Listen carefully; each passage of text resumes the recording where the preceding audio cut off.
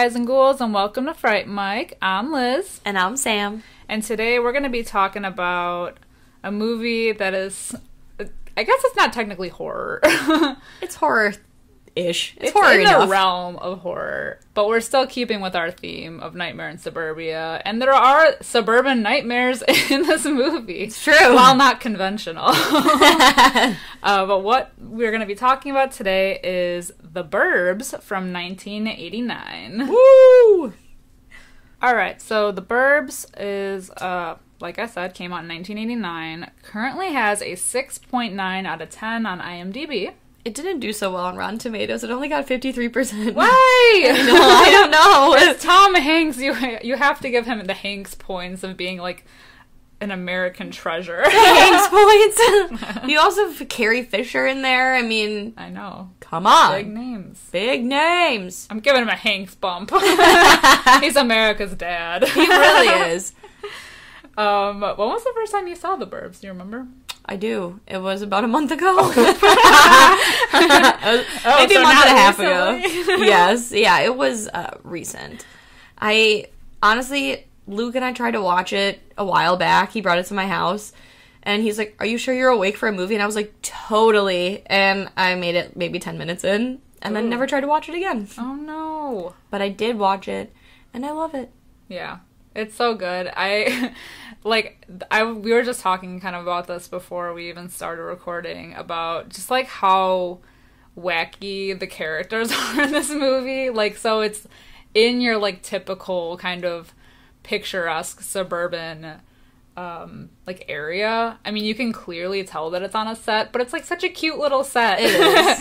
It's like Anywhere USA. Yeah, but it's, like, so, like the characters are so kooky. I love that. They all feel like such a, like, close-knit family. Like, they all hate each other and love each other at the same time. Yeah. Like, I've never been in... I've had, like, friendly neighbors, but we've never been, like, super close with our neighbors, so, like, I've never had the experience of having, like, that kind of close-knit relationship with people in my neighborhood. Me either. And it's, like... This is kind of the second movie we've done where we see a neighborhood like that, because it was like that in Summer of '84, where everyone's like super chummy and like kids playing with kids. Yeah, I had to like travel farther to get to my friends when I was younger. Yes, all of my friends lived in a neighborhood like 10 minutes away. Yeah, you know, it's like why couldn't I move there? Like, why couldn't all the kids be next door? Right. Like we can walk to each other's houses. That was bullshit. never the case. I don't know. I know. Let us know if, like, that's been the case for you at all.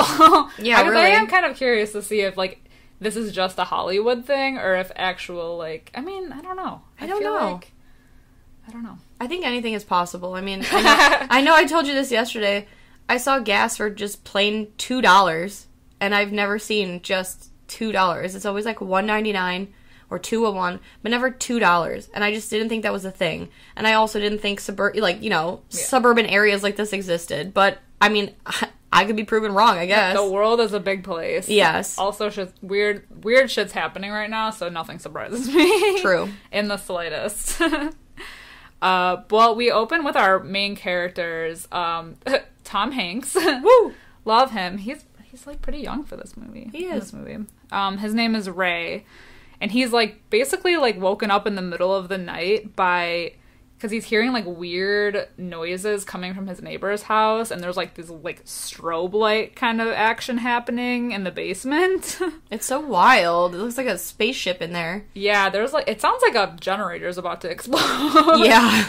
But you know what's funny? It's the first thing that I thought when I watched this movie was how funny it was that, like, when he goes onto their property, like, the weather is bad and it's, like, windy, and it gave me, like, Munsters vibes. Yes, exactly. Like, how in, like, the neighborhood, it's, like, there's, like, doom and gloom over their house, and it's, like, the weather is, like, it's storming, and there's, like, crazy amounts of wind, and then you, like, walk to the neighbor's house, and it's perfectly sunny. Yeah, exactly. But, like, the second he steps foot on their property line, it's, like, super windy. Yeah, he's, like, getting pushed back by that wind. And then he steps back, and then the wind stops. Yeah. And I don't know, Munsters vibes. I know. It's such a good opening for the movie, too. It's, like, so wacky. Yeah. I love it. But even in the beginning, it gives us, like, a good feel of, like, what this...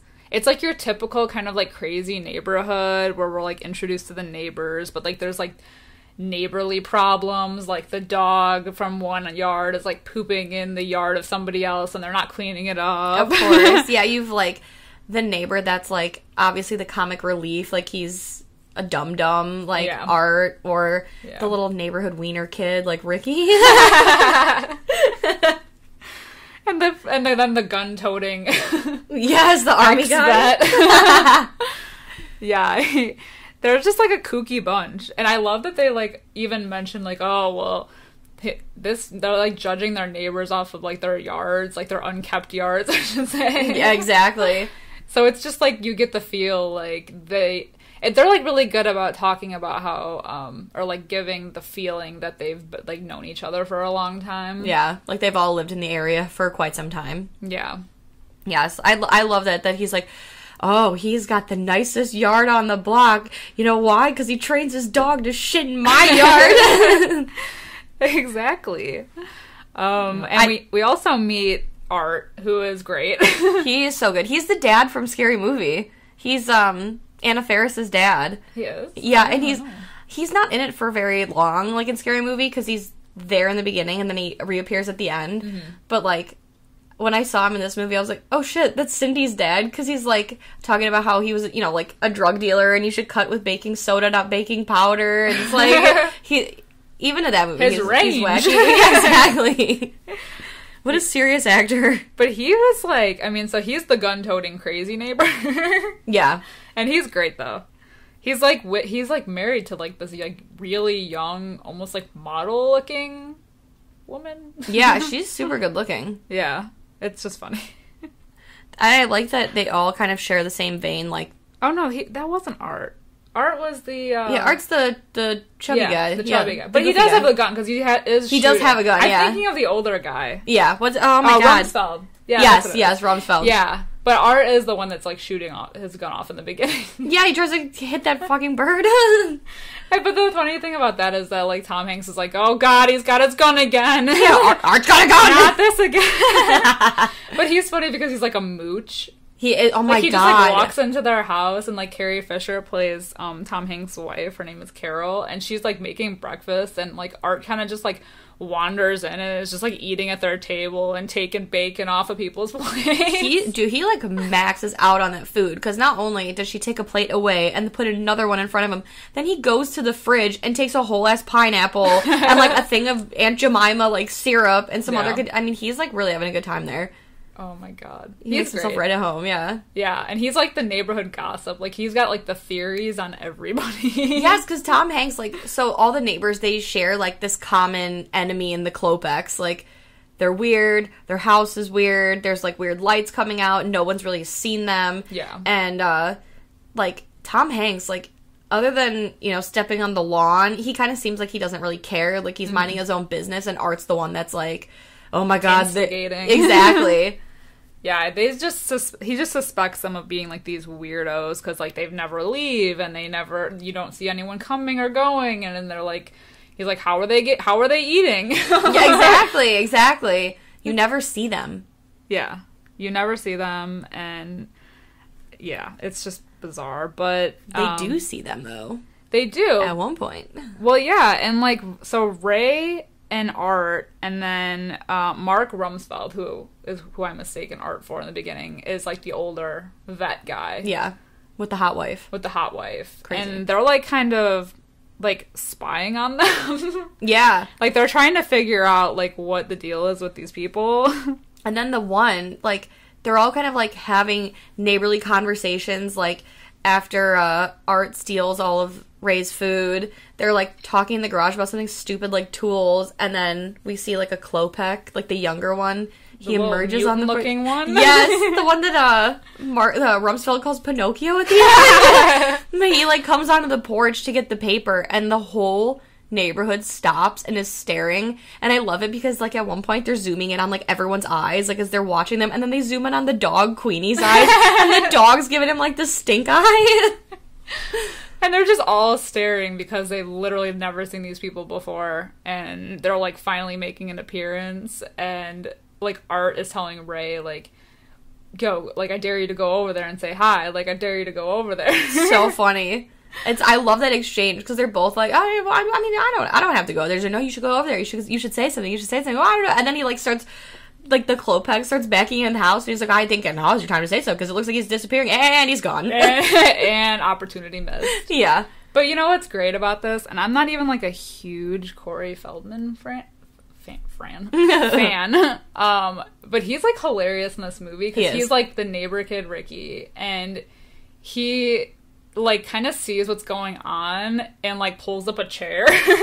He always like, does. you need to watch, like, he pulls his girlfriend out of the house and he's like, you need to watch like what's going on in this neighborhood. Like, they're popping popcorn, like, this is gonna be like a show. Because she's like, can't we go to the movies? He's like, the movies? He's like, this is stupid. He's like, this is real life. He's like, this is great. Yeah. He's such a wiener kid, but you love this wiener kid.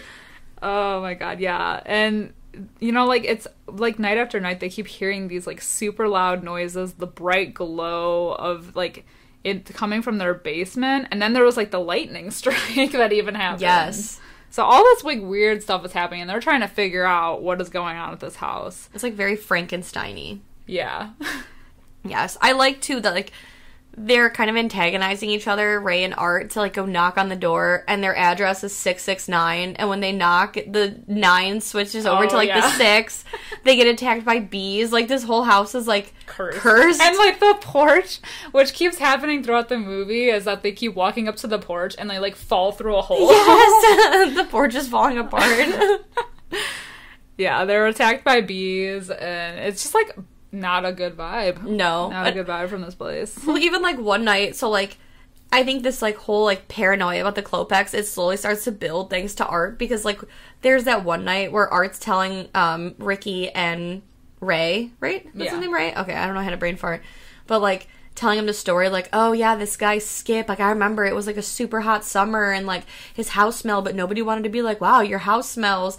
And then, you know, like, something happened, and they ended up coming to this guy's house, and you find out he killed his whole family with an ice pick, and, yeah, that smell, it was because it was such a hot summer, and it was the decomposing bodies, and, like, Ricky scares Ray, he's like, God! It's like, they're both just, like, such assholes, but it's, like, they're starting to build that, like, paranoia, and, like, build a case against the Klopex. Yeah, they started pretty early on, too. Yeah. Especially with Art coming in with all of his theories about how they're, like, a cult. Yeah, like a Satanist cult. Yeah. Yeah, so they decide to do, like, a full kind of investigation because Ray watches one of the family members, like, late at night dragging, like, a garbage bag, like, a big-ass garbage bag down the driveway. Yes. And he's, like, beating it into, like, the can. It was like a hoe. Yeah. Like a gardening hoe. Yeah, and so he's like, man, we gotta, like, figure this out. Yes. So, like, it's like a body-shaped bag. It is heavy, and it's squishy. Yeah. Yeah, like, the next morning, they all plan, like, they're gonna go through the trash, and then, like, they see the garbage men picking the... like, Art goes full on into the trash, and then Ray's like, oh, God, like... He's, like, in the truck with them He next is. morning. They're like, they're like, he's like, what are you doing? And the garbage men are like, taking the garbage away. He's like, what are you doing that for? Oh my God. I love him. He's so great. He's a lunatic. Yeah, they go through his trash. They find nothing. So it's like, this building suspicion for what? But they're still suspicious. Yeah. They leave the garbage all over the street. Yeah, of course. I like the whole movie. Yes. They keep showing it. Yeah, because the guy, he drives over it at the end. Oh my God. Yeah, so they have their neighbor, what's his name? Martin? Walter. And his dog, Queenie. Well, Queenie, like, appears one day, and Bonnie Rumsfeld, she finds it, so they go to Walter's house. Like, they all go as, like, a gang to Walter's house.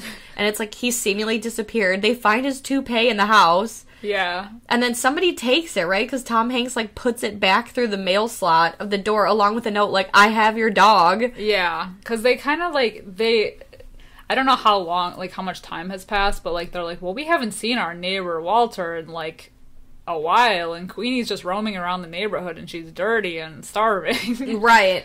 But they just, like, decide to, like, break into his house. Yeah, I love that. And then the toupee, and they, like, kind of trash his house a little bit. Yeah, a little bit. And then I think, isn't Art, like, eating?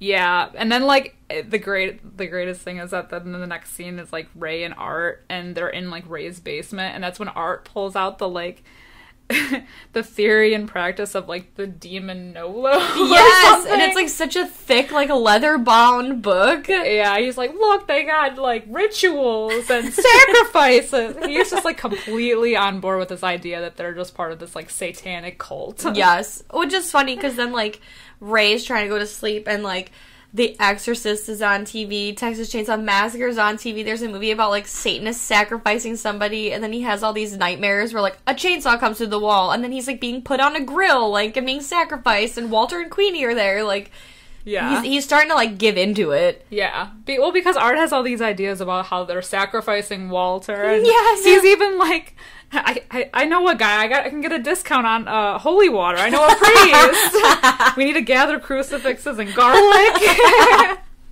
He's a nut. He's also me.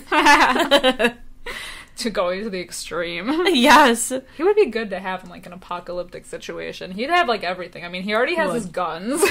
Yeah, true.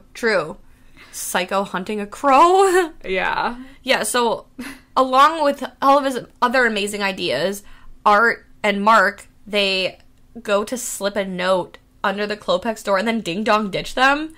Yeah. It's like a bunch of kids, and it was like right after they try to get Ray to come out, and Carol's like his mom. She's like, he's not coming out to play, and like she's like had enough. She's like, they're ridiculous. I just love that they're like standing on the street and like Art like kicks the sidewalk like Charlie Brown, like, okay. They're just doing all these childish things. It's ridiculous.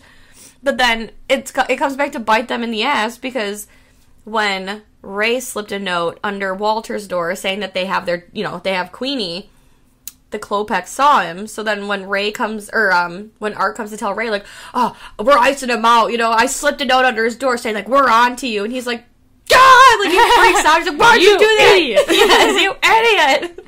But when they're fighting is when the dog gets he, like, brings over this, like, massive bone. It's a femur. And Art's just like, what the hell is this? And then he's like, it's a dog bone. He's like, it's the size of a femur. Yes, this is a femur. Well, then it's funny because then you see, like, somebody from the side of the Klopex, like, fence throw something in Ray's yard, and Art goes to check it out. And he's like, oh, yeah, it's my note. It's my note. We got a femur and a note. We got a femur and a note. He really is, like, the best. I know. I love him. Well, I mean, beyond this point, Carol and Bonnie, they had just had enough of this, like, the shenanigans going on with these three guys, and they're, like, beyond sick of this, so they literally march the guys over to meet the neighbors in person. But they kind of, like, they all go up to the door, and they, like, barge in almost. Yeah, they all, like, just walk in. Yeah, they're like, hi, nice to meet you, we're the neighbors. And then they, like, all proceed to walk in. Yeah, well, it's funny, too, because like you said earlier, every time they walk in that porch, somebody falls through, and it's Mark that falls through the thing, and he's holding a plate of brownies. He's like, oh, the goddamn brownies! But then he picks them up off the porch, and he's like, here you go, Sonny. And then we learn that the mutant boy, his name is Hans. He looks like a little wolf man. He does. He's, like, very pale. He's a very ginger. He's got weird teeth. He does have weird teeth. He looks like he's very, like, Pennsylvania Dutch. He looks like when, like, the Wolfman is in the middle of transforming, but, like, stopped. Yes, he does. Because he's not full Wolfman. He's hairy enough. Yeah. But Hans has, like, it's one of my favorite scenes happens, because Mark is, like, interrogating Hans, and he picks up a photo of this, like, blonde woman, and he's like, oh, she's real pretty. Is this your friend? And Hans is like, no, it came with the frame. There's like a random fucking picture in there. So they're basically, like, questioning Hans. Yes. And then we meet Uncle Reuben. Yeah, Uncle Reuben, who, like, but for, like, a while in this scene, they're kind of just, like, sitting in silence, like, really awkward, like, silence, and you can tell that they're, like, a little bit nervous, because, like, especially Tom Hanks, because he's just, like, he's seen some shit. Yeah, he's, like, practically dripping sweat. Yeah. And then I love that, like, they're, like, the Klopex are trying to be good hosts, so Hans comes out with a tray of pretzels and a can of, sardines, and he's like, pretzel, sardine, and Bonnie's like, oh, no, I'm trying to cut back. And Carol takes the pretzel. Well, he turns to Tom Hanks, and you just see him look at Carol, and Carol's like, yeah, like, she, like, kind of signals him to take one. So he takes a sardine, puts it on a pretzel, and just, like, slowly crunches it. And it's, like, so squishy. Oh, my God. It's so good. I can't. Oh. And then he has that, like, coughing fit after. Like, he swallowed it. It's gone. And then, like, 2 minutes later, he's like... Like, he's just convinced the entire time that he's gonna get poisoned, and they're all gonna, like, be murdered. Which, like, rightfully so, because these people are kind of weird. Yeah, they're... Oh, yeah. Or, like, windows are boarded up, and shit's weird. I don't know. But, like, Mark, the whole time, is investigating the house. Like, it reminded me... He literally is. He's, like, peeling the wall. Yes, he's peeling the wall, and he's banging on the pipes and the walls. He reminded me so much of, Dwight from The Office when he goes to, like, that house. And then he's like... What kind of floors are these? You got termites? Like, he's just fully ripping everything apart. Yes. Like, they're so intrusive. So, you don't even know who's the bigger weirdo at this point. Like, the weird hosts with the weird boarded up windows and the peeling wallpaper, or... The intrusive neighbors. The intrusive neighbors who are literally peeling the wallpaper off the wall. Thank God Art wasn't there. Carol literally told him he wasn't invited. But he was, like, spying through the window. Yes, he was in the backyard anyway. He had, like, his finger on, like, the 911 button. Yes. My God. Anticipating the worst. But, like... They just, like, start on this weird conversation about how there's, like, a lot of moisture in the neighborhood and how, like, Ray and Mark insist on checking the basement for, like, flooding.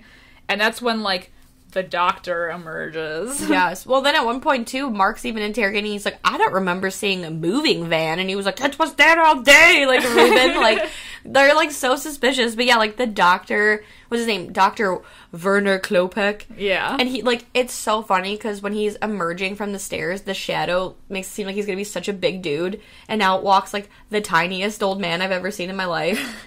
He looks like the Popo doll from Beer Fest. Have you ever seen him? Yes. But that actor, I've seen him before. He was the priest in Wedding Crashers. How do you know this, like, random knowledge of these people who are in, like, random roles? I've seen too many damn movies. Oh my God. Also, Wedding Crashers, one of my favorite movies. I mean, I love that movie, but I didn't put that together. I've just seen it too many goddamn times, I'm telling you. Oh. Yeah, but, like... He emerges and he has, like, red paint on his hand when he shakes Tom Hanks' hand. Yeah. And it looks like blood, but he's supposedly painting down there. Yeah. He kind of introduces himself as, like, a practicing pathologist. And I guess he, like, travels a lot. And he, like, works at a university. But the fam moves with him a lot. So... They were even talking about how they weren't even going to be in the house long. Didn't they say that they were going to, like, be leaving, like, the next day or something? I mean, they were going to go to the university and, like, potentially move. Yeah, they used, like, well, I have to go to university to discuss potentially getting relocated again. Yeah. So that's where they go the next day. Yeah. But, yeah, they, like, then have, like, a super awkward tea time, and there's, like, 1,000 candles everywhere. My kind of house. Yes, it was so witchy. Screw you, electricity. Who needs it? Who needs it? Well, then Mark questions them about, like, Walter. Yes. Too. Like, saying, like, well, our neighbor, Walter, he's kind of, like, missing. He's just suspicious, like, the whole time. The whole time. And he's like, what's in the cellar? You know, like, show us what's in the cellar. We know you have him down there. Or, like, he's, like, being very accusatory. Ray spills coffee on his crotch. Then he insists that he uses the bathroom. He lets out this giant dog. It's like a Great Dane. Yeah, well, then Walter even is upset about that. He's like, you keep a horse in your basement? Like, and, of course, the dog gets out, and he chases Art, who's in the backyard. Oh, my God. And all these, like, alarms and lights go off. Like, they have, like... a compound? Yes! Like a prison yard. It really is. Like, the biggest, most elaborate security system I've ever seen in my life. Yeah. But, so then it kind of shows them leaving and, like, apologizing, and, like, they all kind of gather back over at, Ray's house, Ray and Carol's house, and, you know, Ray is kind of playing it off to, like, Carol, like, well, they seemed like they were okay, but then he, like, takes the guys aside and shows them that he found the toupee in the Klopek's house. Dance, along with some magazines addressed to Walter. Yeah, all of Walter's mail was in their house. So now they know that something's up because he's like, I returned that toupee to Walter, so... So they went back into his house and got it. Yeah. Ooh. So the crazy neighbors, the Klopeks, yes, they leave. They roll out of town. Yeah. So then the guys take this opportunity to, like, spring into action. And they, like, go as far as to, like, they were trying to disable all of their alarms now that they know that they have them. And they're, like, climbing the, like, electric towers and, like, cutting lines and all this stuff. Yes. Well, Art attempts to cut the line, and then he ends up frying himself. Yeah. Which is so funny, because when they go to, like, actually break into the house, they use the, like, credit card trick where they slide it over the lock, and Art goes to give him a card, and all of his shit is, like, melted together. It was fucking electrocuted. And then he, like... So that doesn't work. So they literally just bust through the window. Yeah. Yeah. They don't give a shit. But, like, then meanwhile, while all this is happening, Ricky, Corey Feldman, like, takes his time to just, like, call all of his friends to come over, and he's, like, setting up lawn chairs. Yes, there's, like, a full-on party. To watch all of this go down. Oh my... He, like, orders a pizza and everything. His friends are like, we need to go to a movie, let's do something. He's like, oh, no. Like, wait do you see the show? We got the action going on here. And he, like, has, like, the whole neighborhood meet up in his front yard to watch this whole display of these guys breaking into their house. Literally, it was like a drive-in movie. But, yeah, we've got, like, Art and Ray. They're digging in the backyard. We've got our man Mark up on the roof doing his eagle eye, overlooking the situation. With, like, a sniper gun. Yes. Like, a fucking, like, legit. All of the neighbors are, like, they have guns everywhere. It's crazy. But, yeah, they start digging because at one point Tom Hanks had, you know, seen throughout the night when there was a storm that the Klopeks were, like, digging. So they were trying to see if they could find something. And that's when they end up just saying, like, screw it, we'll break into the house. And they go into the basement. And they find that, like, there's a big-ass furnace. Mm-hmm. It's essentially an incinerator. Like, that's what it looks like. It's ginormous. And, like, Art even is like, do normal house furnaces go to, like, 5,000 degrees? Maybe it was a pizza oven. It could be. I mean, it looked like it. Yeah, it was basically what essentially would be, like, a crematorium. Makeshift. Mm-hmm. So they decide to, like, dig up the floor of the basement because it's all, like, dirt. It's, like, loose. Yeah. And it's sediment. Loose dirt that had recently been disturbed, so they're convinced they're gonna find Walter buried in their basement. LOL. And it's like, while they're doing that, the Klopeks, like, return, but they notice something is, like, amiss at their house, so they turn around to go fetch the cops. Yeah. They, like, they, like, do the old, like... I'm thinking of The Simpsons. Yes. Walks on the door and walks out. The Grandpa Simpson. Yeah. They, like, drive by the house, they kind of, like, slow down a little bit, and then just keep going, and then they, like, come back a little bit later with the cops. I love it. You love to see it. But, it's, like, so awkward, because before they, like, even really return with the cops, Art is, like, on the radio, and, like, because Tom Hanks hit something, and it's, like, metal. So they're like, we found it! They buried him in, like, you know, a box or whatever. They're like, we found Walter! And he, like, is on the radio. He comes out front, but there's a car pulling up to Walter's house, and Walter gets out. And they realize, like, oh, shit. That's not Walter. And he goes to, like, warn Tom Hanks, but Tom Hanks is like, I hit a gas line, it's gonna blow! And the whole house fucking explodes. And Ray is still inside when it does. Yeah. So he walks out looking a hot mess. Like, his eye is swollen shut. It's insane. Yeah, and it turns out Walter had a heart attack and was in the hospital this whole time. And not in their basement. Yes. And the Klopeks had returned with the police just in time to watch their whole house blow. Yeah. So, like you said, the detectives were, like, kind of explaining the situation, like, oh yeah, like, his daughter came to get him because he had heart palpitations, and the Klopeks were picking up his mail, that's why they had his mail in the house, and there's another detective, like, kind of going off on Tom Hanks, and meanwhile, like, all Tom Hanks can do is focus on, like, Carol, and he's like, you got your hair cut, I like it, I really do like it. Yeah. So, he, like, goes off on Art, and he's like, this was all your fault. He's like, they're normal people, like, what the hell's wrong with you? And it's like beating him up on the street. Yeah, and then he, like, hops into the ambulance himself. He's like, take me to the hospital. Yes. But then here's where shit gets twisted, because Dr. Klopek, the little gnome that he is, he gets in the back of little gnome. he gets in the back of the ambulance, and he's like, I'm not, it's like, you may have everyone fooled, but you didn't fool me. It's like, surely you looked in the furnace. You saw one of my skulls, didn't you? It belonged to a neighbor of yours. We took the house from them, and that's, so it's like, goes back with what Mark was saying, like, oh, we never saw a moving truck, so they essentially killed the people that used to live there and took over the house and incinerated them. So they were right this whole time that they were fucking lunatics. Not cult. Well, maybe a cult, but who knows? They're still weirdos. Yeah, super weirdos. They're killers. So then we find out Hans is in the front seat of the ambulance, and they're like, he starts to drive away while Ray and Dr. Klopek have a little tussle in the back, and they go, like, flying out of the back of the ambulance because Hans crashes the car into Art's house. Like, right in the front window. Yes. Meanwhile, like Ray and the doctor are, like, still fighting on the gurney while it's, like, it, like, flew out of the truck and it's, like, flying down the street. It's like street luging. Still going. So the cops see the doctor attacking Ray, and they are like, okay, like, what the hell? So they break everything up, and Ray's like, like, he just confessed to killing these people, and then they open the Klopek's trunk, and they find all the skellies. Yes. And they're like, are these your skellies? And I like that Dr. Klopek's like, yeah. Where do those come from? Hey, that's not where I parked my car. Whose car is this? It's like Austin Powers. What? That's not mine.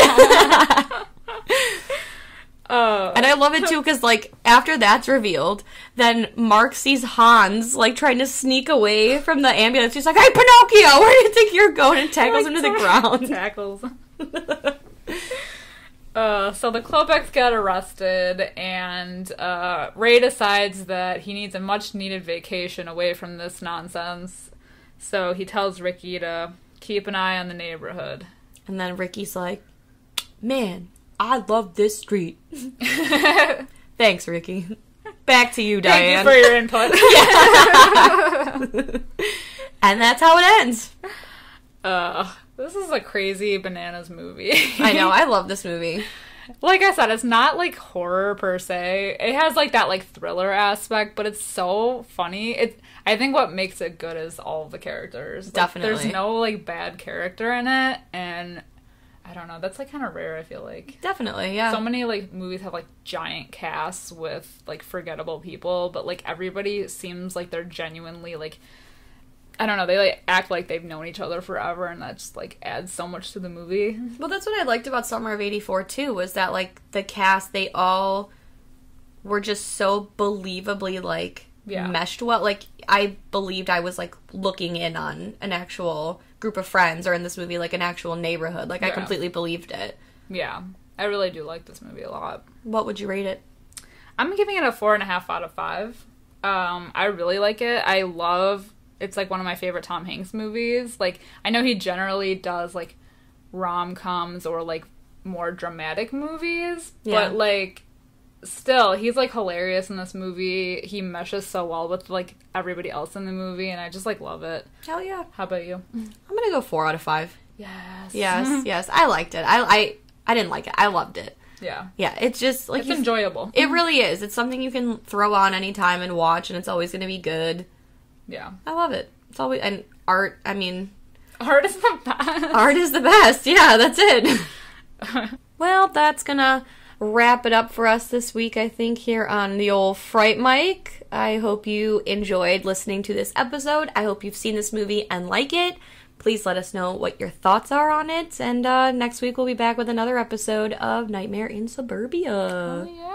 Yes. And we hope you guys are staying safe. I know the world is crazy right now, so we're happy to be a little bit of an escape, hopefully. Yes. For you guys. I know there's a lot of serious things happening, and we know that, and but we're trying to make the best of it and kind of be comedic to entertain. Yeah, exactly. Even though we only laugh at our own jokes. We're the tiny little light at the end of the tunnel. I mean, at this point, honestly, 2020 is so crazy that, like, if July when July comes, if aliens touch down and they were like, "We're your overlords now," I'd be like, "All right, fine. Just take me. It's fine. I surrender." Yeah. I did see memes of that. Oh, Like, really? the aliens, like, all right, we're up next. Oh Get my ready. And I'm like, oh, God. Nothing 4th of would July, surprise me baby. at this point. Like, ugh. I know. 2020's had so much, but... Well, we do hope that you guys are staying safe, like I said. You can follow us on social media. Just look up Fright Mike. We're on Twitter and Instagram and Facebook. We have a lot of spooky things going on over there, so hit us up. Yes, come laugh with us. Come cry with us. Come shiver with us. And we have our new episodes drop every Wednesday. So tune in, bitches. Yeah. Just kidding, we love you. No, please come back. Yeah, please don't go anywhere. I didn't mean what I said. But until next time, I'm Liz. And I'm Sam. Rest in peace.